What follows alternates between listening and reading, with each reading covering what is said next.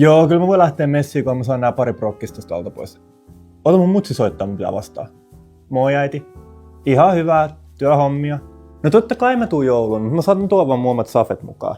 On ne ihan hyviä, mutta kuka oikeesti syö kinkkuu vuonna 2025? Oikeesti äiti. Et sä vois hommaa jotain seitania tai jotain. Ei, äiti. Seitan on ruok. Minä en pilkkaa nyt. En mä tiedä, en mä tarvii mitään. Tyli rahaa vaan. Et säkään multa mitään toivo. Jos sä tyli päivität mun nettiliittymä siihen nopeampaa. No se on helppoa. Menet sinne Telian sivuille ja se... Mä tuun joulun jeesaa. Tilataan samalla sulle se uusi puhelin. Ei tässä ihmeempiä. Mä olin just Siltasessa tossa yksi päivä friendin kanssa ja se oli saanut idean sellaiseen vähän niinku post-influencer-eran sellaiseen social first appiin. Jonkalaisen, että mä lähden siihen ehkä Mitä sä meinaat suomenna?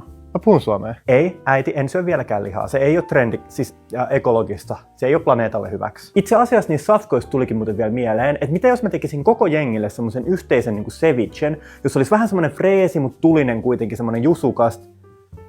Okei, kyllä Rosollekin käy. Voisitko tuoda ehkä tänä vuonna juomat?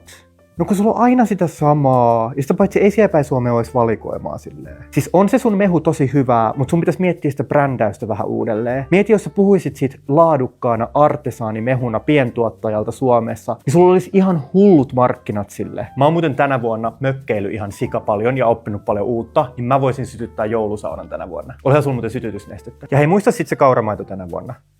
Okei, kiitos. Mäkin sua. Säkin oot tärkeä. Moi moi.